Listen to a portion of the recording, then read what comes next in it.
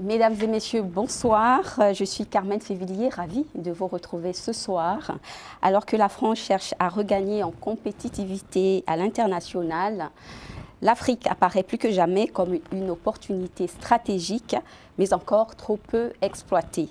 Dans un contexte marqué par la baisse des réserves de change en zone CEMAC, des pressions fiscales et une gouvernance parfois instable, comment les entreprises françaises peuvent-elles mieux s'adapter, investir et surtout contribuer? Nous en parlons ce soir avec Étienne Giraud, président du Conseil français des investisseurs en Afrique, le CIAN. Monsieur Giraud, bonsoir et bienvenue parmi nous. Bonsoir Carmen. Alors Monsieur Giraud, je vais vous représenter, si je peux le dire comme ça. Vous êtes président du CIAN, donc le Conseil français des investisseurs en Afrique. Vous êtes un observateur de longue durée, de longue date des relations économiques franco-africaines et vous plaidez pour un engagement fort, mais lucide des acteurs économiques. Encore, vous êtes loin des discours abstraits, voilà pourquoi on vous plébiscite. Vous êtes loin des discours abstraits, vous êtes très concret et vous invitez donc à repenser la perception de l'Afrique à travers votre livre 54 nuances d'Afrique que voici. Un livre que j'ai lu, qui est très intéressant et aussi à consulter. Et vous invitez donc à repenser la perception de l'Afrique à travers ce livre et la place de l'entreprise française en Afrique, non plus seulement comme investisseur, mais comme un acteur de stabilisation, de transformation et de responsabilité. Encore une fois, Monsieur Giraud, bienvenue. Merci beaucoup, je suis très content d'être là. Bonjour à tous et bonsoir à tous. Alors, le CIAN, on va faire un rappel du CIAN et dans quel pays d'Afrique les entreprises françaises du CIAN sont implantées? Dans tous les pays, puisque le CIAN et ses entreprises, qui représentent à peu près 80% du business français en Afrique, couvrent la totalité du territoire. Oui. J'en profite pour contrer une idée reçue. Vous savez que dans mon livre, j'essaie de lutter contre les idées reçues, les stéréotypes ou les clichés qui nuisent beaucoup au développement de nos relations. Et si on n'a pas confiance, et si on n'est pas au courant des choses, on ne peut pas bien réussir. Et donc c'est le but de ce livre. C'est le but de ce et donc j'aime bien lutter contre les idées reçues. Et il y a une idée reçue, qui est de dire que les entreprises françaises, elles travaillent beaucoup et majoritairement avec les pays francophones, et notamment les anciennes colonies françaises. Eh bien, ceci est inexact. Donc voilà une idée reçue qu'il faut combattre. Oui. Les entreprises françaises, elles travaillent avec les 54 pays du continent africain. Savez-vous que les 5 plus grandes destinations en termes de business pour les entreprises françaises, ce ne sont pas des pays francophones. C'est l'Afrique du Sud, c'est l'Égypte, c'est le Nigeria, c'est l'Angola, c'est quelquefois le Kenya ou la Côte d'Ivoire qui se disputent un petit peu, et puis le Maroc évidemment que j'ai oublié de citer. Mais voilà les pays, avec les principaux pays avec lesquels les entreprises françaises travaillent. Mais ils travaillent dans tous les pays puisqu'il y a des implantations d'entreprises françaises dans les 54 pays. D'accord. Alors vous, en août, justement en août, il y a eu la rentrée économique, j'allais dire académique. La rentrée économique avec la rencontre des entrepreneurs de France à Roland-Garros. Et vous avez écrit sur votre page LinkedIn, vous avez écrit « Les très nombreux entrepreneurs sont persuadés que les entreprises peuvent largement contribuer à sortir la France de la crise financière et de la compétitivité qu'elle connaît à l'international et particulièrement en Afrique, à condition qu'on les laisse travailler sans les entraver. En quoi l'Afrique, pour vous, représente-t-elle une opportunité stratégique pour en faire Dans cette citation, je dis beaucoup de choses finalement. Oui, je dis d'abord que pour lutter contre la morosité actuelle en France, ça c'est national, c'est-à-dire le déficit, le budget, une croissance ralentie, des normes trop élevées, un moral des entreprises qui n'est pas toujours au beau fixe, il faut s'appuyer plus sur les entreprises que sur le secteur public. Oui. Donc, faites confiance aux entreprises, c'est nous qui créons des emplois, c'est nous qui payons les impôts et c'est nous qui créons de la richesse. Et pour faire cela, j'ajoute que l'Afrique est une bonne destination. Oui. L'Afrique est gigantesque, l'Afrique a un potentiel énorme, elle est sur le même méridien que la France. Nos entreprises y ont une expérience très grande et très forte. Elles savent s'y comporter et elles s'y comportent bien. Elles sont d'entreprises citoyennes. Leurs produits sont en général adaptés et aimés et appréciés. Et donc, c'est une bonne destination pour créer de la valeur et par ailleurs, ça développe le partenariat. Et pour ça, il faut nous laisser à peu près travailler sans nous mettre trop de normes, sans nous mettre trop d'obstacles administratifs et sans, dès que ça marche un petit peu bien, opérer du harcèlement fiscal. Alors, vous parlez du côté de l'Afrique ou du côté de la France? Ou des deux? Les deux. Bon, Le harcèlement fiscal en France, ce serait injuste de dire le harcèlement fiscal. La pression fiscale est permanente.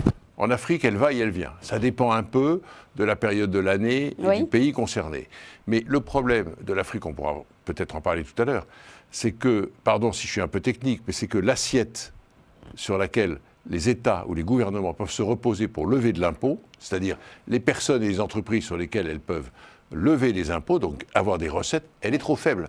Et par conséquent, ceux qui sont dans l'assiette, c'est-à-dire les entreprises, et notamment les entreprises françaises, eh bien, à la fin de l'année, les États sont tentés d'aller les voir pour les taxer davantage, pour boucler leur budget. Pour boucler leur budget. Voilà. Vous trouvez ça... quelle analyse faites-vous de cela? Je peux comprendre. Ça n'est pas un reproche que je fais au gouvernement et aux États. Ils sont confrontés à leurs propres difficultés. Simplement, c'est le sujet de l'économie informelle. Vous savez que 80% à peu près, presque dans tous les pays, les Africains travaillent dans l'économie informelle. L'économie informelle ne paye pas d'impôts, puisque par définition, elle est informelle. Il n'y a pas de comptabilité, etc. D'où la création. Ça veut dire qu'il n'y a pas à peine la moitié de la richesse créée en Afrique qui donne lieu à des impôts. Donc, ce qu'il faut tous ensemble faire, entreprises, sociétés civiles, gouvernements africains, c'est d'essayer d'élargir la part formelle de l'économie, c'est-à-dire de faire rentrer dedans les sociétés africaines qui sont dans l'informel. Non pas en le faisant entrer d'un seul coup, elles ne le supporteraient pas, mais petit à petit, on ferait comprendre aux Africains qui sont dans ces entreprises qu'ils auraient intérêt à avoir une couverture sociale, qu'ils peuvent payer des impôts un peu, pour commencer, comme les autres, pour participer, pour partager la charge et le fardeau de l'économie nationale. De l'économie, voilà pourquoi en Afrique, justement, il y a eu la réforme, l'introduction du statut de l'entrepreneur en droit Rwanda. Voilà. Justement pour nous sommes tout à fait en faveur de ces choses-là, c'est très important. Dans l'assiette fiscale. Et donc, vous avez été à la 5e édition, on va parler rapidement de cela, la 5e édition des rencontres des entrepreneurs qui a eu lieu à Brazzaville en juin. Des entrepreneurs francophones. Francophones, oui, francophones, merci. À francophone, oui, qui est à Brazzaville en juin dernier, et Michel Njombo, qui est le président de l'Union patronale interprofessionnelle du Congo, donc Uni Congo, a rappelé l'urgence d'une intégration économique francophone plus ambitieuse avec l'Afrique au cœur des nouvelles autoroutes du commerce et du co-développement. Là, je l'ai cité. Et vous, comment pourraient se positionner les entreprises françaises et comment faire face à la concurrence dans l'intégration africaine? D'abord, je pense que tout vient d'une envie de partenariat et de collaboration. Il faut que les Africains, les économies africaines, les gouvernements africains aient envie de France et aient envie d'entreprises françaises. Et il faut que nous autres, entreprises françaises, nous ayons envie d'Afrique. Et cette envie, je crois qu'elle existe. Elle existe, mais elle est quelquefois freinée par l'environnement général. Et la passion baisse, la passion baisse, elle va, elle vient. En ce moment, les relations politiques entre la France et certains pays d'Afrique ne sont pas au beau fixe.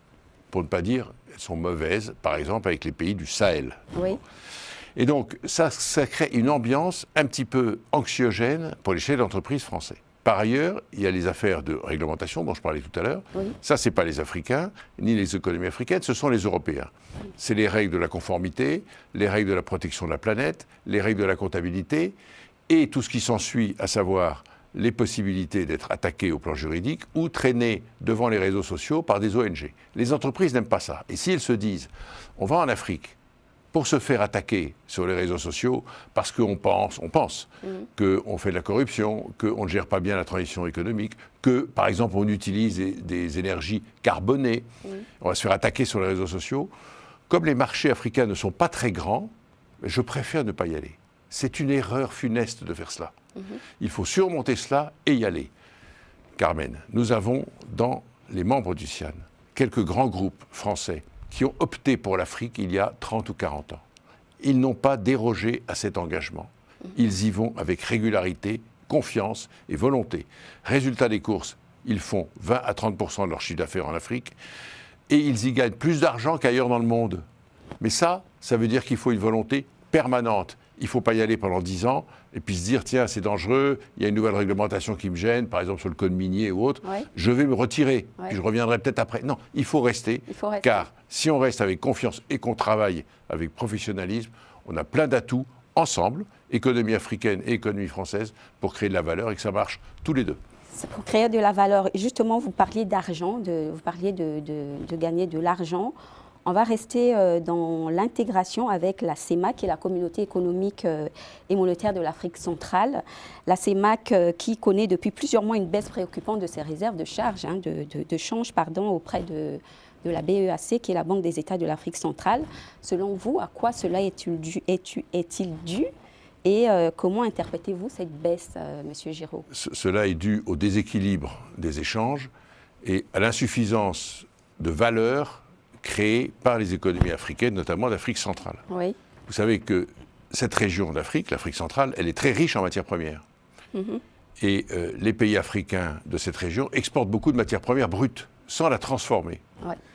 Savez-vous, par exemple, qu'une tablette de chocolat vendue en France 10 €, eh bien, le coût du cacao payé aux producteurs de cacao, par exemple en Côte d'Ivoire ou au Ghana, c'est 5 centimes d'euros. Donc c'est 5%. Ouais. 5% simplement. Alors évidemment, il y a des frais, il y a le transport, il y a le phytosanitaire, il y a la commercialisation, il y a le merchandising, il y a d'autres choses à faire. Mais on voit bien que transformer les produits et les matières premières sur place crée de la valeur. Et donc si vous créez de la valeur, quand vous les exportez, vous gagnez des devises. Oui. Et donc il y aurait davantage de devises à la Banque centrale si on faisait ça. Et comme le cours des matières premières en ce moment fluctue beaucoup, et notamment pour les pays pétroliers baisse, il ne vous a pas échappé que le prix du pétrole baisse, oui. Eh bien c'est moins de devises qui rentrent dans le pays, et d'où ce déséquilibre de devises. D'accord. Et qu'en est-il du non-rapatriement des recettes d'exportation? Non, mais les recettes d'exportation, elles sont rapatriées, puisque quand vous faites de l'exportation, vous êtes payé dans votre pays d'origine. D'accord. C'est pas comme ça qu'il faut voir le problème, si vous permettez. Je crois surtout que quelquefois, il y a des liquidités africaines qui quittent le continent pour aller s'investir ailleurs. Oui, s'investir. Notamment dans les soins de santé, on n'en parle pas souvent. Oui, mais c'est pas que les recettes d'exportation sont détournées ou n'arrivent pas dans le pays. C'est que les liquidités qui existent dans le pays, assez souvent, se placent ailleurs. Ce ne sont pas des malhonnêtes ou des méchantes personnes qui font ça. C'est simplement que les opérateurs qui ont des liquidités en Afrique pensent qu'ils vont gagner davantage ailleurs dans le monde, aux États-Unis, en Europe, en France, en Asie, que dans leur propre pays. C'est une question de confiance. Oui. Et deuxièmement, ils se disent c'est moins risqué d'acheter des bons du Trésor américain, de placer dans des fonds d'investissement en Europe, par exemple, que d'investir dans le secteur agricole ou de santé dans mon pays. Oui. Et donc, notre travail à nous tous, secteur privé et entreprise, c'est de les convaincre, de dire vous vous trompez. L'Afrique, c'est l'avenir. Investissez dans notre pays et vous serez payé en retour. D'accord. Alors, quel rôle peut jouer la France pour appuyer la CEMAC par rapport à ces défis? Et la CEMAC a décidé de la restriction éventuelle de l'accès aux devises étrangères. Est-ce que cela risque de freiner justement l'activité des investisseurs? Oui, ça c'est sûr que si vous avez un manque de devises, vous avez du mal à importer les produits finis dont la population a besoin, et vous avez du mal à importer les intrants, c'est-à-dire ceux qui rentrent dans les fabrications locales, parce qu'il y en a quand même. Il y a des usines, il y a des garages, il y a même dans le domaine des matières premières, il y a du matériel, et il faut des pièces de rechange, etc. Donc tout ça coûte plus cher. Donc par conséquent, la solution, c'est celle que j'évoquais tout à l'heure, tout faire pour améliorer la création de richesses sur place. Par ailleurs, il y a quand même une deuxième technique. La France, comme vous le savez, il y a 3 ans maintenant, sous l'initiative du président Macron, a été en première ligne pour attribuer à l'Afrique une partie des droits de tirage spéciaux, c'est-à-dire des liquidités qui étaient accordées par le FMI de Washington, qui étaient attribuées en fonction des parts historiques beaucoup à l'Europe, qui n'en avait à l'époque pas trop besoin, parce qu'il y avait la BCE qui était là pour répondre aux besoins. Et donc la France a suggéré que 100 milliards de dollars reçus en droits de tirage spéciaux, c'est-à-dire des liquidités, soient attribués à l'Afrique. Ben ça, c'était de l'argent en devises qui pouvait résoudre le problème. Qui pourrait résoudre le problème. Voilà. Et qui l'a résolu partiellement d'ailleurs. D'accord. Parce que ça a été fait. Il l'a résolu partiellement et ça a été fait. Et donc, Monsieur Girand, on va parler de la pratique des affaires et de l'environnement local. J'ai du mal à dire aujourd'hui à parler. Et donc, qu'en est-il de l'équité de la pratique contractuelle entre les entreprises françaises et leurs investisseurs et leurs partenaires africains?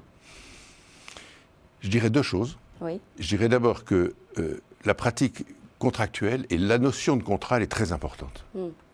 Ça n'est pas qu'on est obsédé du droit, on n'est pas des maniaques du droit, mais simplement quand vous investissez dans un pays, vous êtes une entreprise française par exemple, vous dites, ben voilà, je vais construire une usine ou lancer une affaire, un hôtel ou une clinique par exemple, dans un pays. C'est pour 20 ou 30 ans. Et donc, si le respect du contrat n'est pas assuré, vous n'y allez pas. Et donc, si au bout de 5 ans, vous êtes sous la menace que votre contractant, l'État ou votre partenaire africain dit « moi je déchire le contrat et puis j'en fais l'inverse », ça ne va pas. Donc le respect du contrat, c'est très important. Mais tout le monde le sait, ça. Mais il faut vraiment le mettre en œuvre, sous l'égide d'ailleurs du droit de l'OHADA et des cours d'arbitrage qui existent. Donc tout ça fonctionne. Mais j'insiste sur l'importance de cela. Ensuite, la deuxième chose, c'est que faire des affaires, ça se passe en partenariat. C'est le mot qui compte. La forme du partenariat, c'est le droit, c'est-à-dire c'est le contrat. Mais la vérité, c'est que derrière, il y a un état d'esprit. Oui. Moi, ça fait 40 ans que je vais en Afrique. J'ai dirigé des grands groupes français qui opéraient en Afrique. J'y suis allé, comme vous le savez sans doute, plus de 500 fois.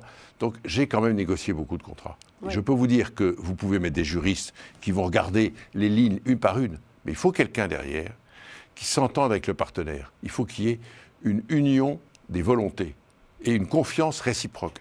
Et les bons contrats, c'est ceux qui donnent lieu à 4 ou 5 pages de papier juridique, mais surtout où les deux patrons derrière, ou les deux co-contractants ont topé là en 5 minutes, en disant on est d'accord parce qu'on a confiance, on s'apprécie.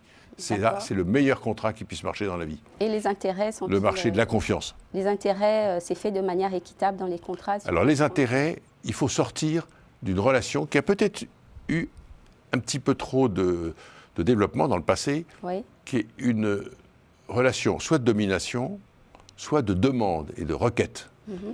Il faut exactement avoir une solution d'égal à égal. Et on peut prendre l'exemple des contrats d'exploitation. Oui, mais ça justement, c'est pas du baratin quand je dis d'égal à égal. Ça veut dire que chacun doit défendre ses intérêts. Ça veut dire que le partenaire africain doit lui dire non, ça je veux pas. Je signerai pas ce que vous demandez. Pourtant, il signe. Hein. Ben, il faut qu'ils aient le courage de dire je signerai pas parce que ça n'est pas mon avantage. Ouais. Mais non, ils ne signent pas toujours. Parce que maintenant, il y a la concurrence. Est-ce que vous avez un exemple? Ils peuvent signer avec des Chinois, ils peuvent signer avec des Turcs. Et donc, pas avec les Français? Non, si, mais si, ils sont en discussion avec les Français. Nous sommes confrontés à la concurrence d'autres. Et puis, en contrepartie, nous, entreprises françaises, nous devons aussi nous sentir libres pour dire non. Moi, je ne suis pas d'accord pour cette clause parce que ça n'est pas mon intérêt. Je ne suis pas d'accord avec cette clause, pas parce qu'il y a eu un passé entre nous, parce qu'on veut faire le bien. Non, parce que ça n'est pas mon intérêt. Et il me semble que les hommes d'affaires africains et les hommes d'affaires français, ils peuvent se comprendre sur cette base-là. Chacun défend ses intérêts. Donc, on n'essaie pas de rouler l'autre. On essaye quand même, on a le droit d'être malin. C'est des affaires. On n'est pas obligé d'être bisounours, si vous permettez. Mais quand même, on le fait en respect de l'autre. Et donc, ce sont des contrats gagnant-gagnant, hein, comme... oui. Je n'ai pas dit le mot, mais c'est ça que ça veut dire. C'est ça, gagnant-gagnant. Et donc, par rapport à l'environnement local, qu'est-ce qu'apporte la France sur le terrain africain quand on regarde les problèmes des difficultés dans la distribution d'eau et d'électricité, notamment la connexion Internet qui coûte très cher? Qu'est-ce que les entreprises françaises, notamment du CIAN, peuvent apporter dans la résolution de ces problèmes? Je crois d'abord qu'on apporte beaucoup de choses, mais je crois d'abord qu'on apporte un savoir-faire, une qualité des produits qui est reconnue. Je vous ai dit tout à l'heure qu'on était maintenant confronté à une concurrence mondiale, puisque l'Afrique s'est ouverte à la concurrence mondiale. Maintenant, nous sommes confrontés à la concurrence mondiale. Et quand même, nous n'avons pas à rougir, nous, entreprises françaises, de la qualité de nos produits et la qualité de nos services. On travaille bien. Deuxièmement, on a une connaissance de l'Afrique qui est assez exceptionnelle. Pardon si ça vous paraît assez immodeste de dire ça, mais c'est parce qu'on a de l'ancienneté. La majeure partie des entreprises membres du CIAN, y sont depuis plus de 100 ans pour certaines. Ça fait 100 ans qu'on est sur place. Et comme on dit souvent, nous sommes amis des bons jours, amis des mauvais jours. Quand il y a eu les crises sanitaires, nos entreprises n'ont pas fermé. D'autres nationalités que je ne citerai pas, par gentillesse, ont mis leurs salariés dans les avions et sont partis. Nous, non. Amis des bons jours, amis des mauvais jours. Donc on a une expérience qui est forte et un savoir-faire fort. Enfin, nous intervenons dans tous les secteurs. Nous n'avons pas simplement choisi les secteurs hyper rentables ou d'avenir. Nous travaillons, vous avez parlé de la distribution d'eau, de l'équipement, de la ville intelligente, de la smart city. Nous sommes tout à fait là-dedans, nous avons des grandes compétences, mais on sait aussi développer beaucoup d'affaires dans le domaine de l'enseignement, de l'agriculture, de la santé, des autres infrastructures, et puis l'industrie aussi. Alors oui, on est tous azimuts, il y a quelques secteurs où on est devenu moins fort, par exemple les mines, le secteur des mines est moins fort. On était très dominant dans le secteur de la banque. là, maintenant, il y a un certain retrait des banques françaises au profit largement des banques africaines, pardon, et c'est très bien. Oui. Mais autrement, dans presque tous les autres secteurs, nous sommes présents. Voilà. Et au niveau de justement la distribution d'eau et d'électricité, ce problème est toujours récurrent. Ah oui, ça c'est très important parce que vous ne pouvez pas développer des industries, des usines qui vont transformer les matières premières pour faire de la richesse, comme j'ai dit tout à l'heure, si vous avez 6 heures de coupure d'eau par jour. Voilà. Si vous avez 12 heures de coupure d'électricité par jour, c'est pas possible ça. Pourquoi? Parce que pour contrer ça, les industries et les usines sont obligées d'avoir des groupes électrogènes, une petite centrale pour eux. Donc ça augmente leur prix de revient et elles deviennent moins compétitives sur le marché international. Oui. Donc, on me dit souvent, mais qu'est-ce qu'il faudrait vraiment pour que l'Afrique franchisse encore un bond supplémentaire? Je réponds 2 choses. La gouvernance et deuxièmement, les infrastructures. Oui. Je peux me dire une troisième chose, les infrastructures, et puis une quatrième chose, les infrastructures. Alors, donc je reviens encore sur les réalités locales. On va parler de l'innovation, partenariats locaux, financement adapté. Est-ce que, au niveau des financements, qu'est-ce que la France apporte dans les projets des Africains pour valoriser le Made in Africa, par exemple? D'abord, la France apporte ses entreprises qui viennent avec leur propre financement. Il ne faut pas oublier que toutes les entreprises, d'abord, se financent par leur fonds propres, le capital, ce qu'on appelle l'equity. Oui. Bon, ça commence par ça. Et après, il y a les emprunts, il y a les fonds. Et là, nous nous présentons sur le marché financier, que ce soit des banques africaines, asiatiques, ou les banques publiques, dites de développement. On va sans doute changer le nom, mais ça s'appelle encore les banques de développement, et qui financent des projets quand ils sont bons. Comme on dit aussi en langage financier, bancable. Un bon projet va trouver les financements. Donc, alors, le problème de l'Afrique, je vais vous dire, le financement, il y a 2 choses.